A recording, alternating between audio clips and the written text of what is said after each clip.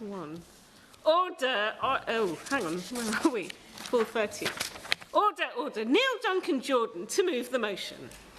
I beg to move that this House has considered the potential merits of government support for a certificate of common sponsorship. It's a pleasure to serve under your chairship, Dr. HoC. Before I start, I'd like to pay tribute to South West Unison, who have been at the forefront of this campaign, and today they have a number of care workers and members in the gallery to listen to the debate. The stark reality for migrant workers in the UK is that they're underprotected by our employment rights framework and victimised by our immigration rules.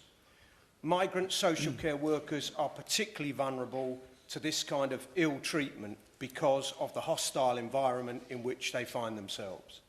Any worker who challenges bad practices by their employer puts their ability to live and work in the UK at great risk. This is a real danger in a sector with high levels of staff turnover.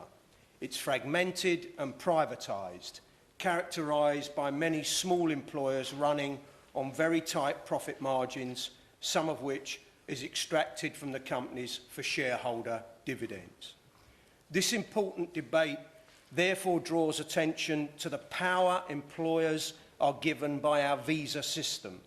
As the visa sponsor, employers have ultimate power over the lives of workers. Unscrupulous employers have greater powers over migrant care workers because their work visa is tied to their employment status. If they lose their job, they will lose the right to work and live in the UK. The only way to avoid this currently is if they can find another job with an eligible social care employer within 60 days.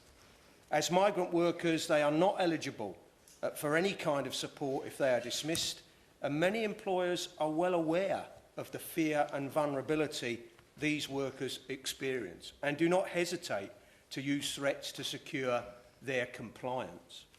The sponsorship relationship with the employer is particularly harmful in the social care sector. As many members here will know, the care sector is one of the most precarious in the UK. Firms regularly go under or lose their council contracts. The consequence is staff find themselves without work and in financial hardship. For migrant care workers, the situation is even worse. Workers fearful of raising concerns about employment practices because they know the same employers can remove their visa sponsorship.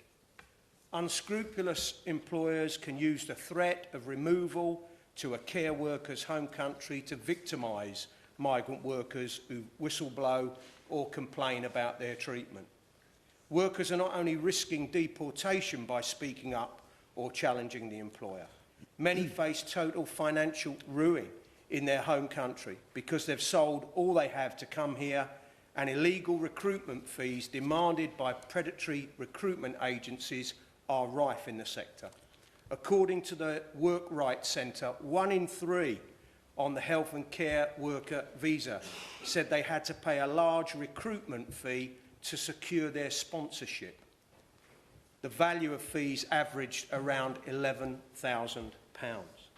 The latest report from the Gangmasters and Labour Abuse Authority indicates that the care sector is the most reported sector for labour exploitation, making up 60% of all reports. The most common vulnerability to exploitation indicated by potential victims of forced labour is being tied to a visa under the existing sponsorship system. The Care Quality Commission has also noted that workers are being exploited through the immigration system, and research last year by the Modern Slavery Policy and Evidence Centre found that the current visa system creates a situation of hyper-insecurity, which increases their vulnerability to exploitation. Workers routinely suffer low wages, high recruitment fees, inappropriate salary deductions, and the threat of deportation.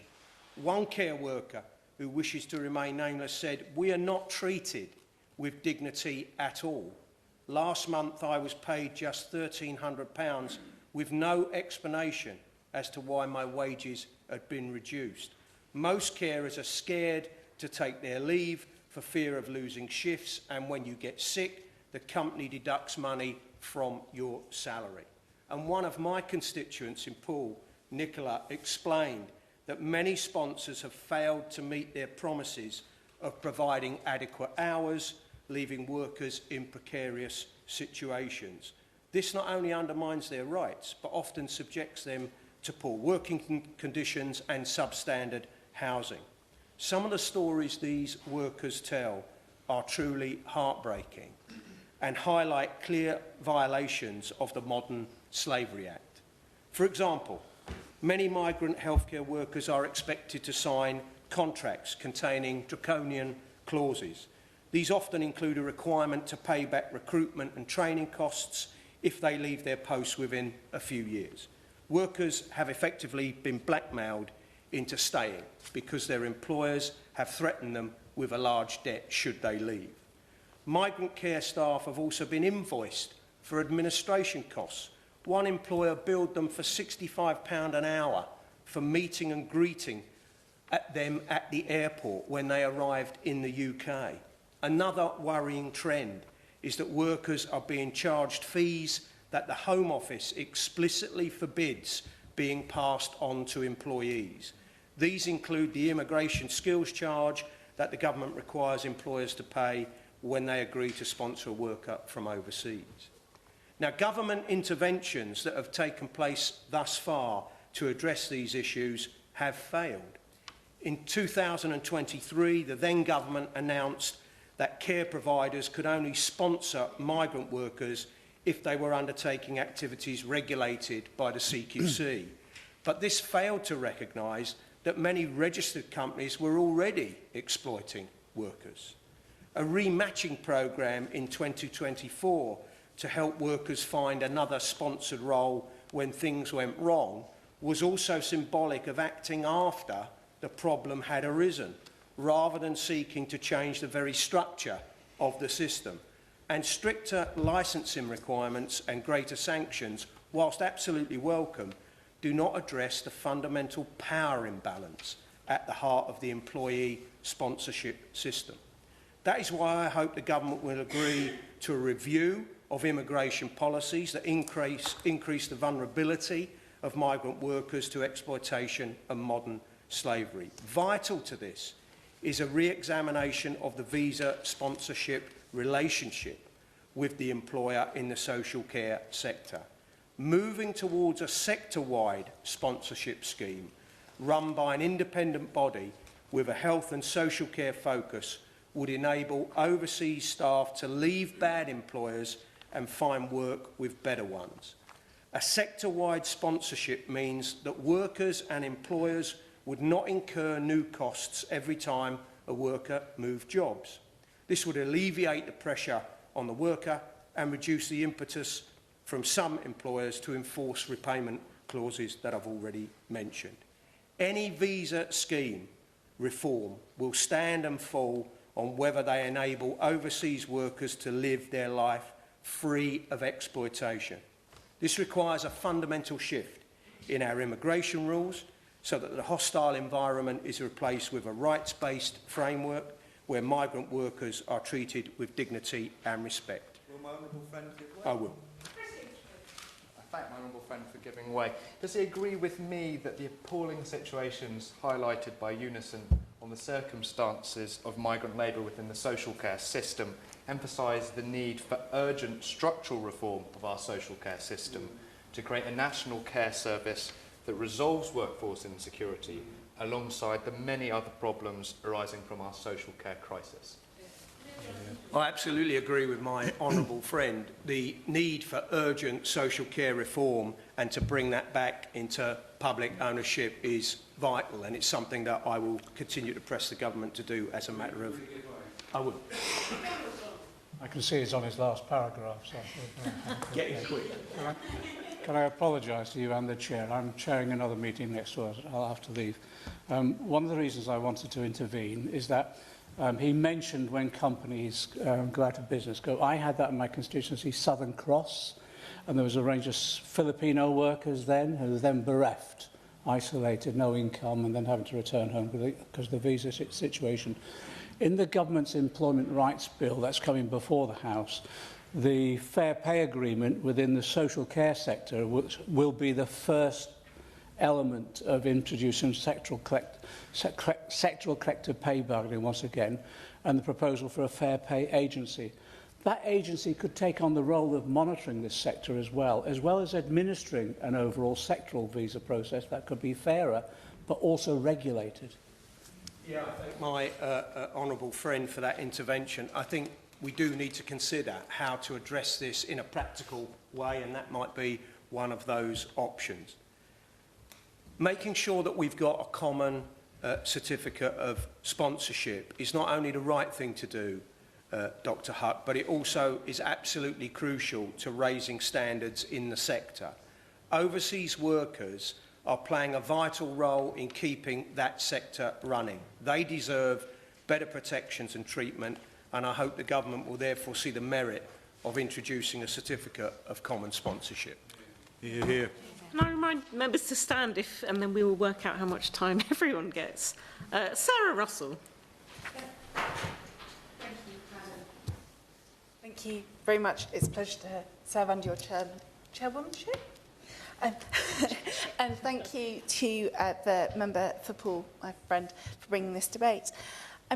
There are two sets of people here who I feel are being absolutely abused and exploited, and the first is very obviously the workers in the sector, and I agree with everything that my honourable friend has already said about the extent of the abuse within the sector, and I have seen it myself in my employment practice, although I've also always been aware that there was far more need for advice in the sector than we could ever possibly provide. And for exactly the reasons that he raises, that people are too scared to come forward. The other set of people on whom this is deeply unjust is my constituents who receive care, who are spending their life savings on care, and who would be absolutely horrified to discover the circumstances in which many of the people who receive that care are living their lives. And the Gangmaster and Labour Abuse Authority talks sort of significantly about this being a massive growth area of concern for them. And I've spoken to the Minister about this previously in this exact room, so I won't go into the precise same points again. The Gangmaster and Labour Abuse Authority could potentially have a licensing scheme for care workers, but bluntly, the licensing schemes that they have in other sectors do not seem to be eliminating abuse within those sectors. So I feel that this is the way forward in order to get better rights and behaviours within this sector. At the moment, my understanding is that some councils are bidding, or sort of putting out tenders for care at payment rates of around £17 per hour. And care representative organisations are telling me that the actual cost of providing care in terms of staff pay in a legally compliant way are £22 an hour. And that doesn't include any management costs whatsoever. It is just the cost of the member of staff being provided. So if we've got a £5 per hour minimum gap between legally compliant care workers and what local councils are offering, and more than that, because of course companies will want to make some degree of profit, and that's not per se illegitimate, and they will naturally need to charge some management costs. Whilst we have that scale of gap, what we're doing at the moment within the sector is enriching for non-compliant employers, because compliant employers are withdrawing from the market because they actually can't manage to compete or provide services for the amounts of money available to pay. So there is an urgent need for a much wider reform of the sector, and there's an urgent need for wider reform of pay within the sector, and of course we all are looking forward to there being sectoral bargaining here to try and protect workers better and make it clearer to people what their rights are. But unless they have the capacity to enforce those rights, unless they can move between employers, as the rest of us are able to do, they will continue to be exploited. So I would say that we already have a really significant problem within this sector. The problem is getting worse and will continue to get worse, and that this is one of, I would hope, a number of measures that could really improve working conditions for people in this country. Thank you. Carla Denyer, and we were saying 5 minutes, weren't we? 5 minutes each, everyone gets in.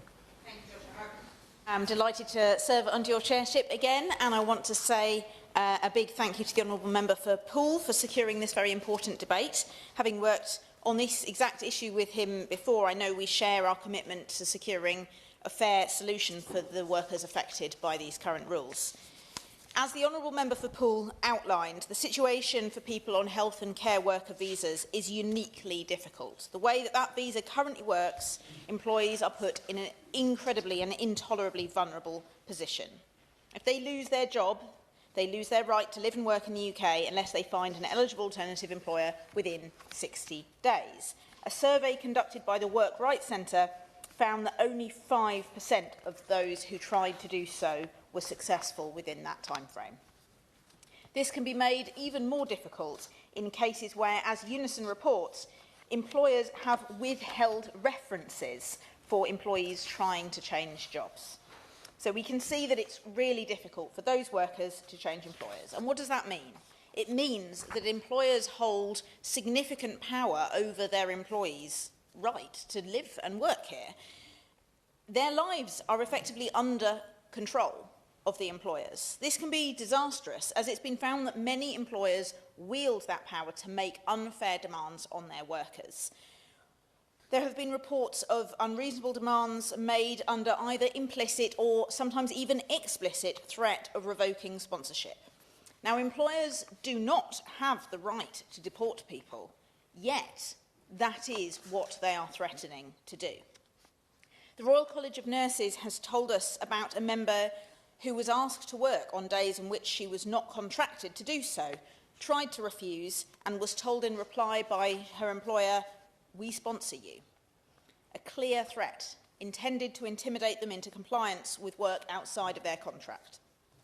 This is echoed by a domiciliary care worker from India who told Unison that every conversation they had with managers felt threatening and often ended with the word visa.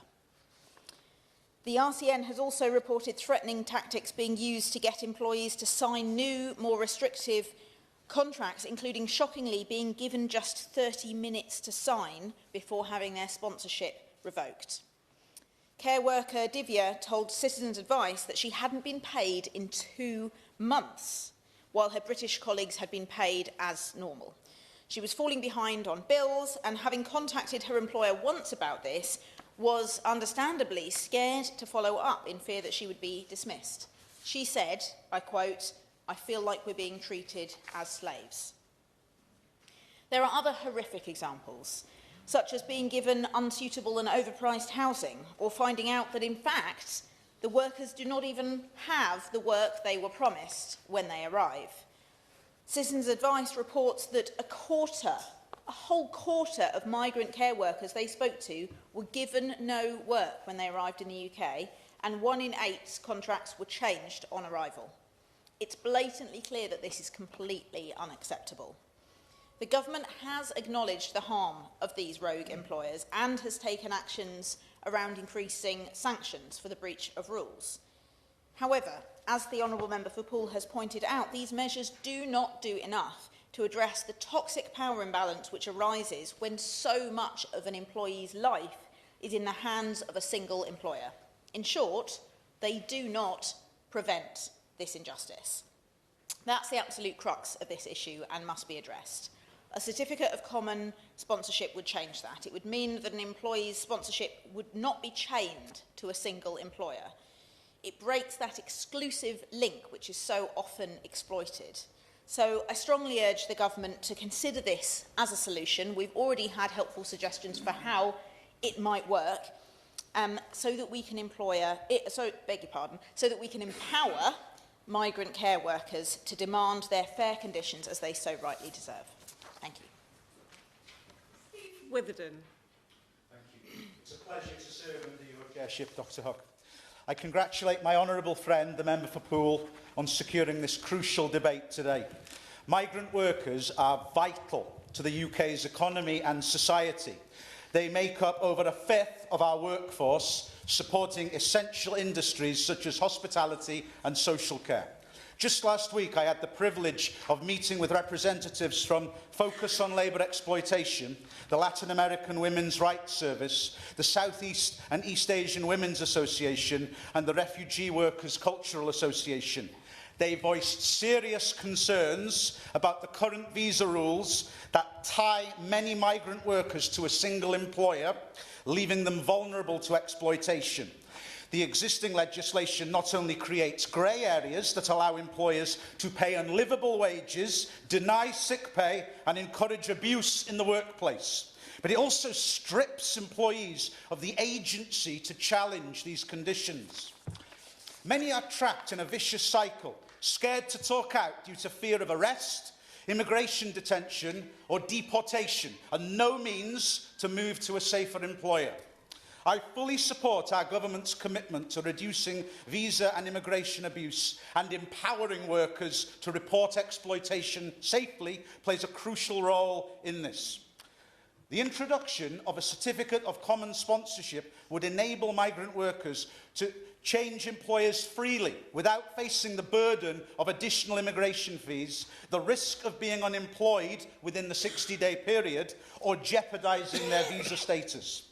This would empower workers and increase accountability and raise standards for migrant workers, as employers would risk losing their workforce if they fail to treat workers fairly.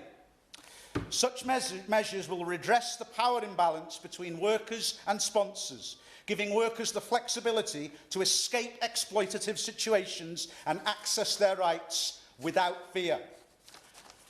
What conversations has the Home Office had with the Department for Work and Pensions regarding the effects of data sharing and protections against employers using workers' insecure immigration status to threaten and silence them in exploitative situations?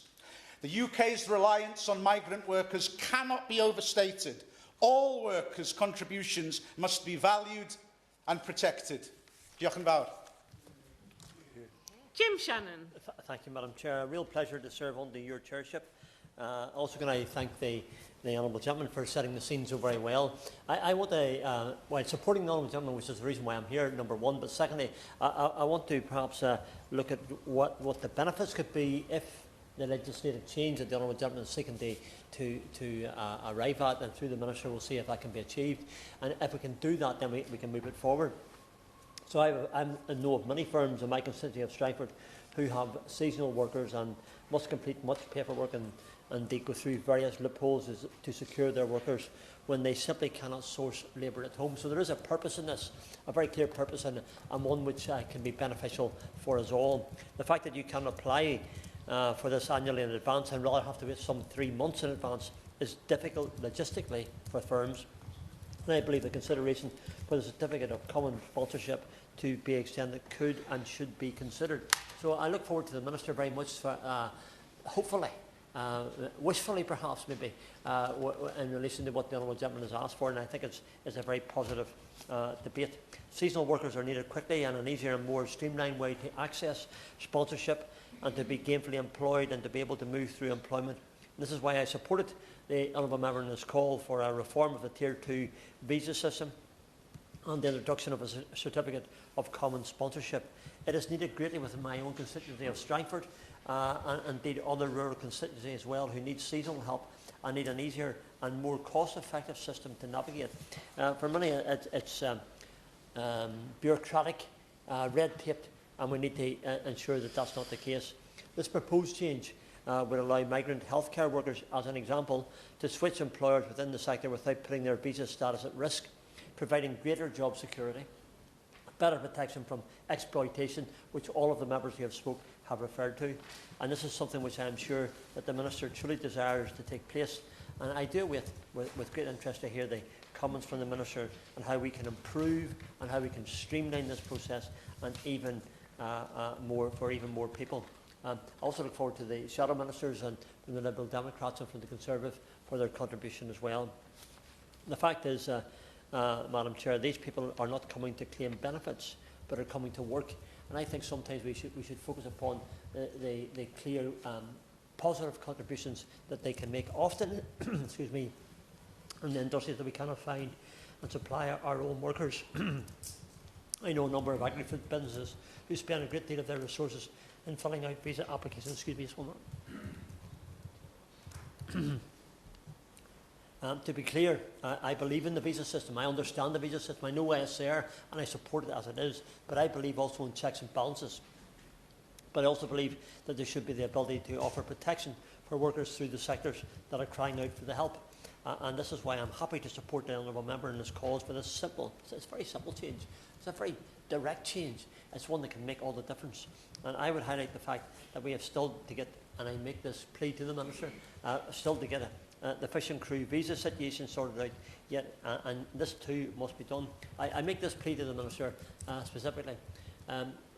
Over the years, I've supported with all my time here, 14 years here as an MP, a visa system that works.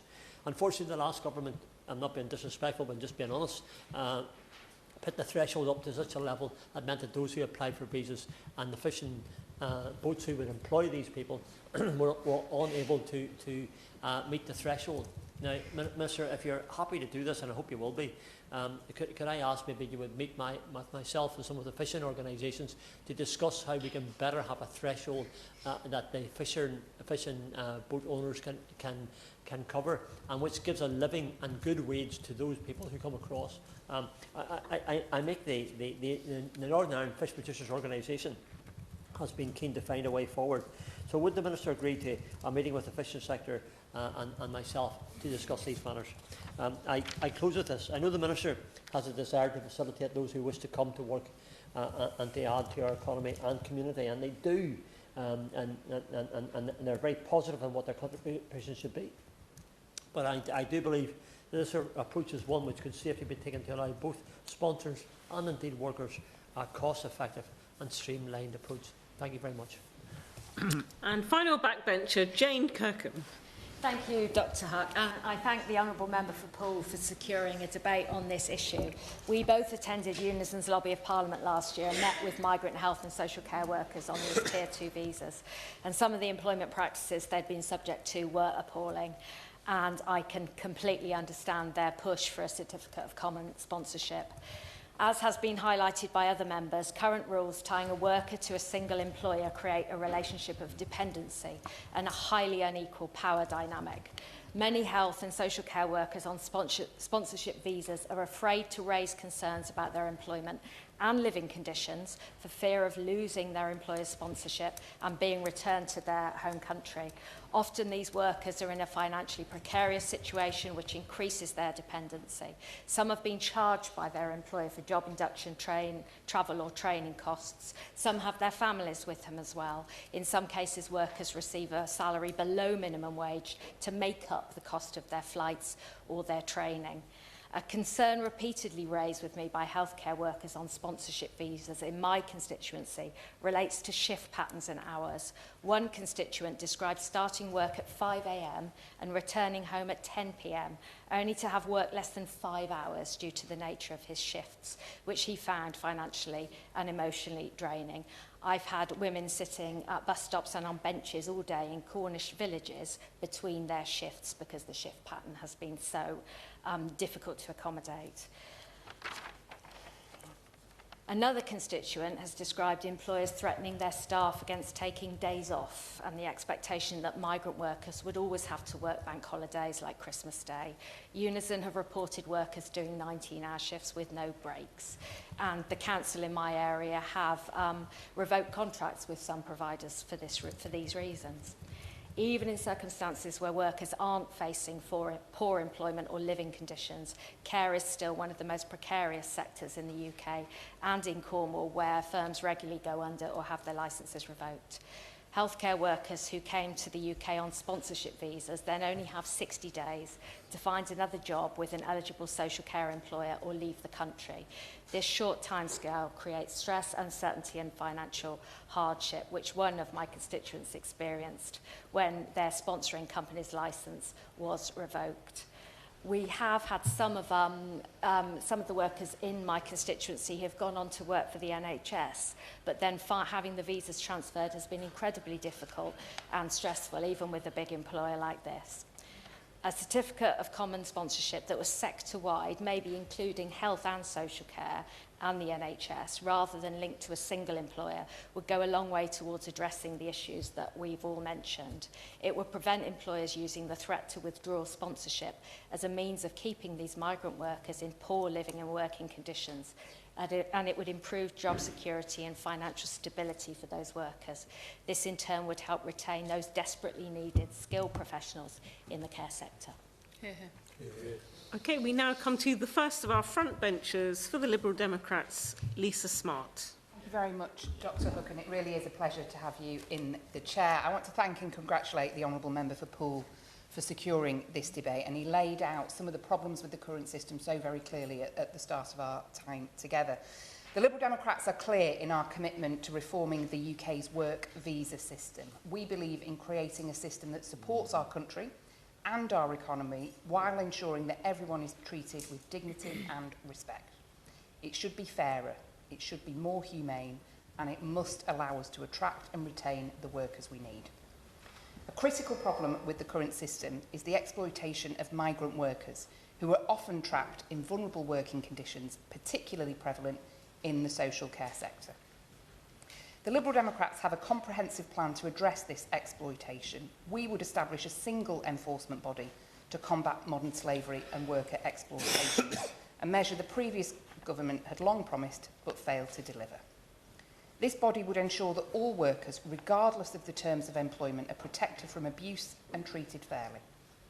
And undoubtedly, this problem has been exacerbated by policies like the ban on bringing dependents for those who come here on health and care worker visas. This is a cruel measure that's placed on those working to save lives, and it should be reversed. But at the heart of this debate lies the critical issue. With pleasure. Nick Timothy. Thank you, Dr Huck. Sorry, I was just slightly surprised by what the Honourable Lady said. Can she just repeat, so that I understand it correctly? The Liberal Democrat policy is to reinstate the ability of people coming on the health and social care visa to bring dependents, knowing that on average each person on that visa brought more dependents. The ratio was more than 1 to 1 through its operation. Lisa Smart. Well, it's a delight to welcome the Honourable Gentleman's intervention on such an important issue. We would not continue with the current visa structure that we have, and I go on in my remarks to explain what we would do. We believe, and a number of people believe, that it is cruel, the current system that was put in place by the previous government, for workers to be allegedly welcomed here, but not with their dependents, whether they're children or other dependents. We feel that we should be welcoming to families who want to play such an important role in our society, such as one of the jobs of a health and care worker. And so, yes, we would change the policy fundamentally, because we think for a thriving, integrated society, we should be welcoming families, not just workers on these visas.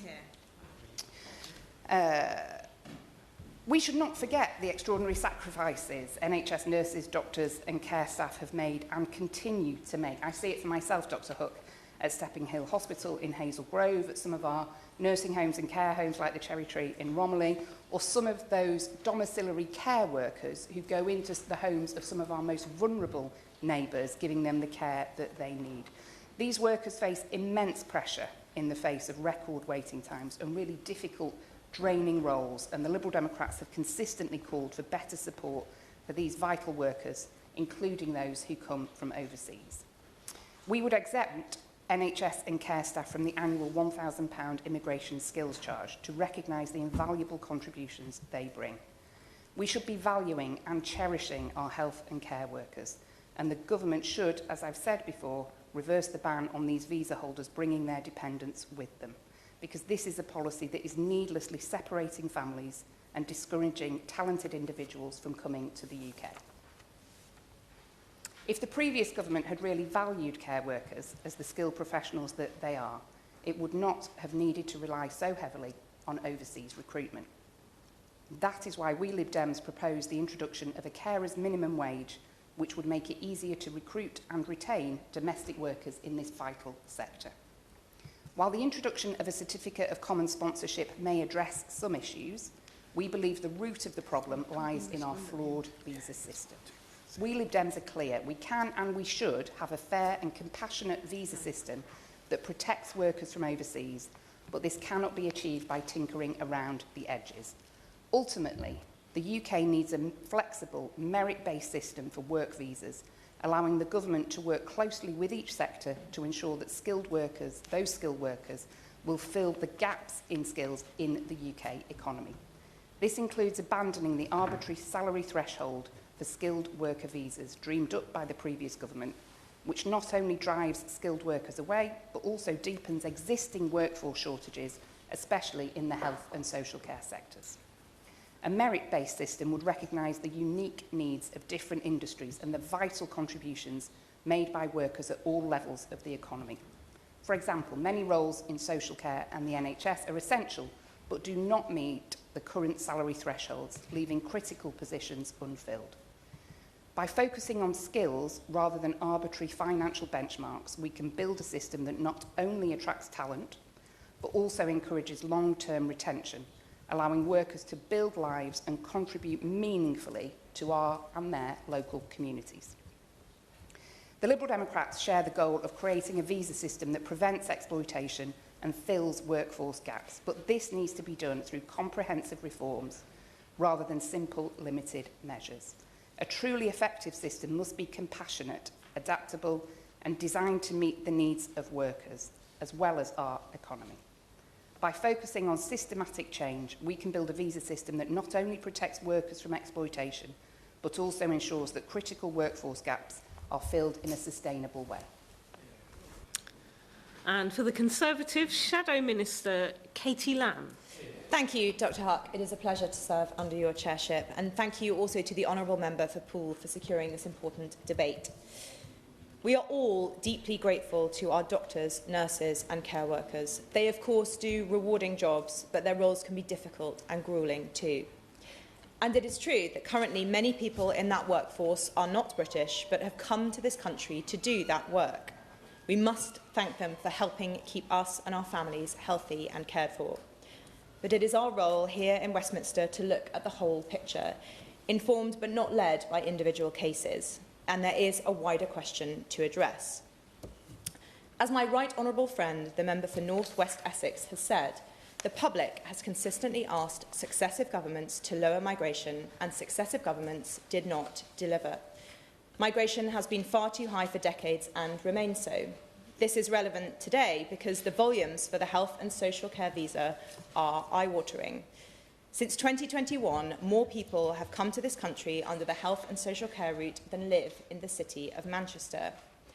And why is that? Yes, it's because these jobs are tough, but it is fundamentally because they are underpaid. To quote the Independent Migration Advisory Committee, the MAC, the underlying cause of these workforce difficulties is the underfunding of the social care sector. Immigration cannot solve these workforce issues alone. This is economically self-defeating. There is no question that the money the government saves in the short term by underpaying salaries in health and social care is dwarfed in the medium and long term by the costs to the state. After 5 years, a person who has come here on a health and social care visa can apply for indefinite leave to remain, or ILR. If they get it, and 95% of ILR applicants are successful, they will qualify for welfare, for social housing, their own NHS care, everything.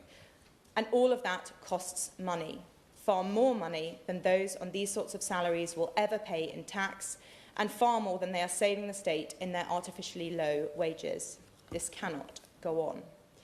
As the honourable members for Poole, Congleton, Bristol Central, Montgomeryshire and Glyndŵr and Truro and Falmouth have noted, these individuals are at risk of exploitation.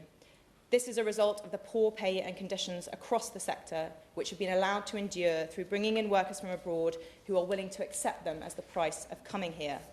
A certificate of common sponsorship will simply not solve this fundamental problem. The next related issue with this visa is the degree to which it is abused. Again, I quote the MAC, who described misuse of this visa as a significant problem and greater than in other immigration routes. All this raises massive concerns about the safety of the patients and the vulnerable people the system is charged with caring for. It is awful that this system built up under a Conservative government. The change of rules to limit dependence is insufficient to fix the whole problem, but was a substantial step in the right direction. Numbers in the most recent year fell by 2/3. The rules around the health and social care visa need to be tightened further, not loosened through a certificate of common sponsorship, and actually enforced. This is for the good of those healthcare workers themselves, but also, which should be the primary concern of those of us here, for the good of their patients and the good of this country. Can the Minister then please confirm today that this reform is not under consideration? Can she please set out the discussion she is having with her Treasury and Health Department counterparts about the problem of underpaid jobs in health and social care? Can she please tell us how many migrants on care worker visas the Home Office expects to apply for ILR when eligible? And based on demographic, level of income and number of dependents, what the government expects this to cost? And finally, for His Majesty's Government, Minister Seema Malhotra. Thank you, Dr. Huck. It's a pleasure to serve under your chairship. And I would also like to thank my honourable friend, the member for Poole, for securing this very important debate, and indeed those who have spoken from the backbenches, including honourable members for Congleton, Strangford, Montgomeryshire, Bristol Central, and Truro and Falmouth. And before I make any further comments, I would like to assure the honourable member for Strangford I'm very happy to meet with him, as always, and indeed I will be visiting Scotland to talk about a number of the issues that he has raised today. May I also just make this broad point? The Shadow Minister made very similar comments to her speech in the last debate that we were in.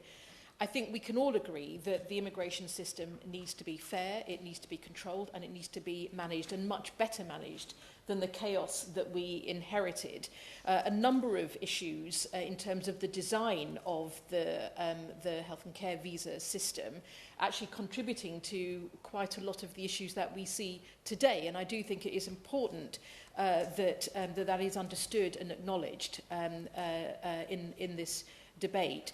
And I just want to make this broad point as well, that whilst I will address hopefully a number of the issues raised today, and perhaps with some more positive input than may have been understood from some of the recent changes that we have made, is that we also understand our net migration does need to come down from the record highs that we saw under the last government, and that we have also supported some of the rule changes brought in, including the stopping of dependence, which the House will know. And it is in that spirit that it's also important to say that the government recognises the vital contribution which care professionals from overseas make to our social care sector. We do share very much my honourable friend's concerns about the treatment of international workers in the care sector, with a number of the issues that they face actually also being faced by others from within the UK who are working in the same sector. And I will highlight some of the work we are doing to make those reforms that I think will be in the interests of all in this very, very important sector for our country. Now, my honourable friend has secured this debate in support of a proposal by Unison that he outlined. And I do want to thank Unison for the considerable research and work that is done in this area, and also that I will be looking forward to meeting them to discuss not just these issues and their proposal, but also their wider insights on issues facing workers. But I do hope that in the debate today I'm able to address some of the concerns raised, set out what we are already doing, which I think go quite a long way to addressing those concerns, and why addressing these concerns continue to be a high priority for this government. Now, honourable members will be aware that in 2020 the previous government introduced the health and care visa, which recognises the crucial contribution our international health and care workers make. And the visas provide significantly reduced visa fees, as well as a quicker processing time and a dedicated Home Office team to processing applications. Now, since February 2020, UK employers have been able to use these routes to recruit people from overseas to work as carers. Under the previous government, the number of carers recruited had grown beyond expectations, and this government has maintained for that reason as well the measures they introduced in the spring of 2024. Now, the changes that were brought in with these new visas were stood up at pace by the previous government to address what had become acute shortages in the adult social care sector. It had not, this is a sector, and the issues that they were facing that had not been addressed previously before becoming a crisis, not unlike other workforce challenges, and that were also then worsened by the COVID-19 pandemic. But in that process and in setting up the visas, the safeguards that should have been in place were not as effective as they could have been. And we have seen a range of abusive and exploitative practices taking place in this sector that have ranged from employers not actually having the work to fulfil workers' contracts, to abhorrent practices around the housing issues that have been talked about, unfair shifts, pay being withheld, documents being withheld, and abhorrent practices including modern slavery. Honourable members have also spoken about the lack of dignity and the fear even of taking holiday or sick leave and speaking up when these issues are being faced. So these are serious concerns which absolutely must be addressed. And this is why I have met in the autumn with my colleagues in the Department for Health, but also to discuss these issues and the progress of actions which have already been in place, and look at where we can see longer-term plans for the care sector. It's also been referenced in the debate today how the recently introduced Employment Rights Bill also establishes a framework for fair pay agreements, through which an agreement for the adult social care sector can be negotiated and reached by employers, worker representatives and others in partnership. This is yet another example of where the government is taking steps and actions to address these issues very seriously, and both I and the Minister for Social Care will be discussing these issues further with our counterpart at the Ministry for Housing, Communities and Local Government, recognising local government's stake in these issues, and to understand how our departments can come together and work more collaboratively. Now, whilst the Honourable Member put forward a motion that focuses on health and care workers, it is worth mentioning that these issues seem to be particularly prevalent for lower-paying sectors such as care, whereas in other areas of the health sector, the sponsorship system seems to be working well, with little need for significant Home Office intervention. But I do want to set out the steps that we are taking to assist affected workers and the action that's already being implemented to tackle rogue employers. Now, firstly, we have seen that jobs in the care sector often do not have enough hours to support the workers that have been recruited to come to the UK. It is in no one's interest to grant care worker visas when there is no guaranteed care work for visa holders to come to. It does not support care needs, it does not support our constituents, and this can also leave visa holders unable to support themselves in the UK without access to public funds. The UK Visas and Immigration are applying the genuine vacancy test with a clearer understanding of the care sector's recruitment processes and practices to ensure that sponsors do prove that the job is required and that they have enough work to ensure that the person will be doing the proposed job and paid the required salary, which is vital given that international recruits on their contracts do not have recourse to public funds. Now, in the case of care workers who have come to this country in good faith to support the sector and our constituents, but have been left without a licensed sponsor, the Department for Health and Social Care have been working closely with the Home Office to design a process that will support and help support the displaced care workers into new roles within the adult social care sector. Government officials, alongside 15 regional hubs in England made up of local authorities and directors of adult social services, are working together to support displaced workers into new roles. These regional partnerships have received £16 million this financial year to support them to prevent and respond to unethical practices in the sector.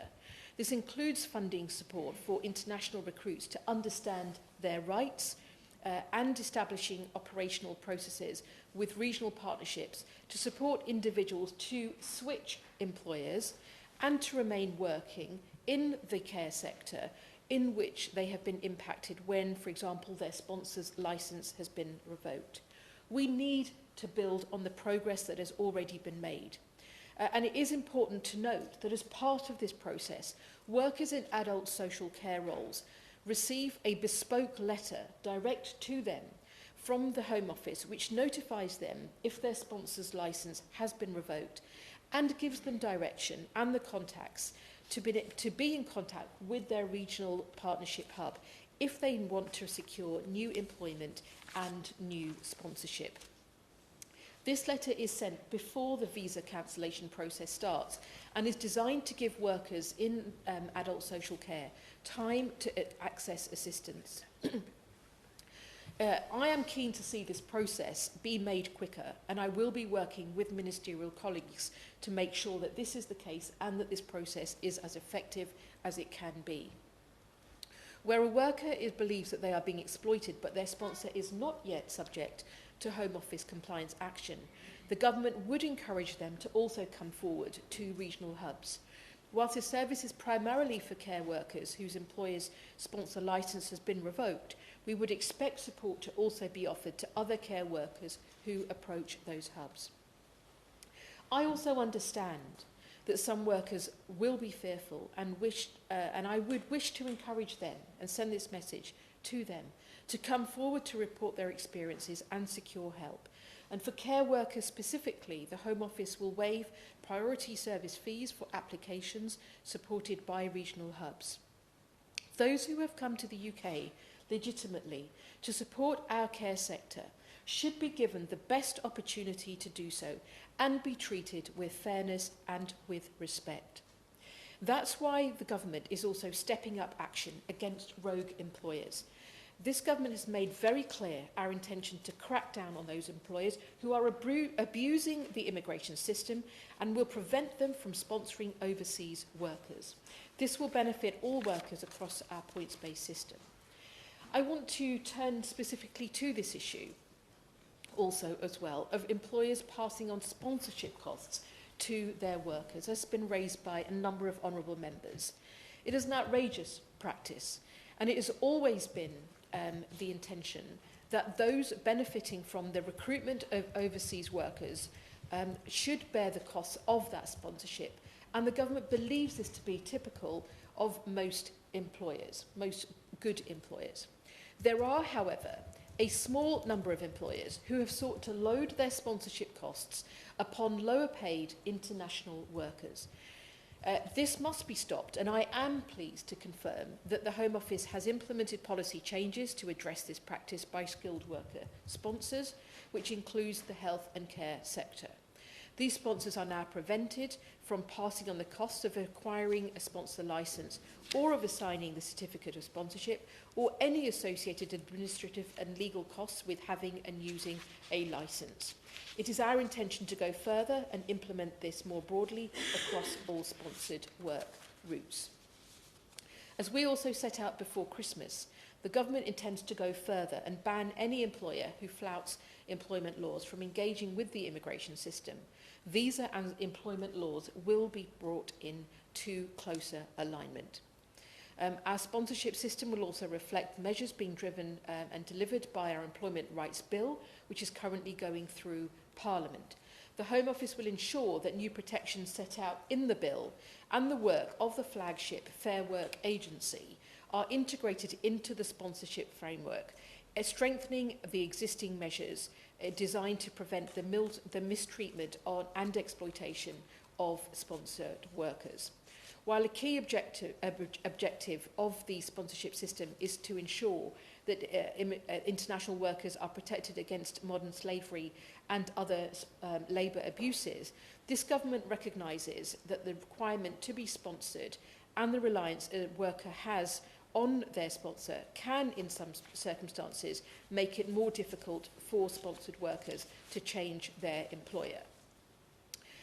Those who wish to seek alternative employment, providing they have a job offer from a Home Office approved sponsor, and can do so if they have a job offer from a Home Office approved sponsor and make a new application.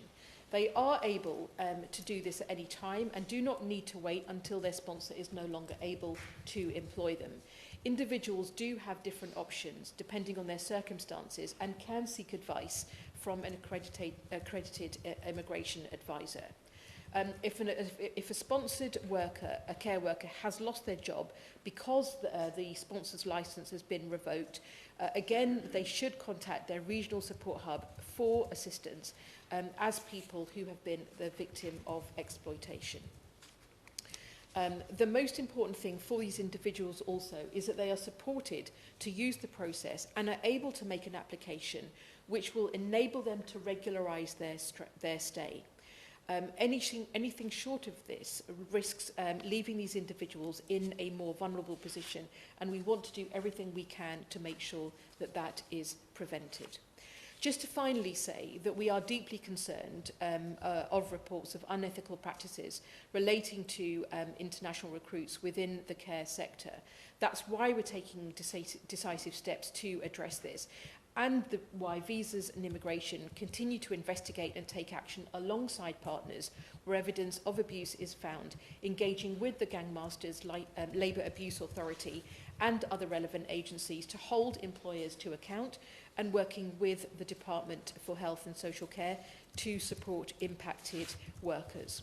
So in conclusion, whilst we continue to look at the best approaches for the immigration system, it is important to note as well that the sponsorship compliance regime has exposed widespread abuse as well, and literally stripped hundreds of rogue employers of their ability to recruit internationally.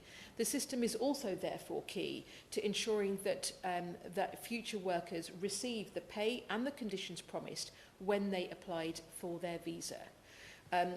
That's why there is, whilst we recognise the issues raised today, there is also much more work to do urgently to improve the systems, which we are utterly committed to doing, and to work with colleagues across the House in order to make those changes and those improvements a reality. Neil Duncan-Jordan to respond. Thank you, Dr. HoC. And can I firstly start by thanking all members for the contributions that they've made to today's debate. I think it was a very positive discussion.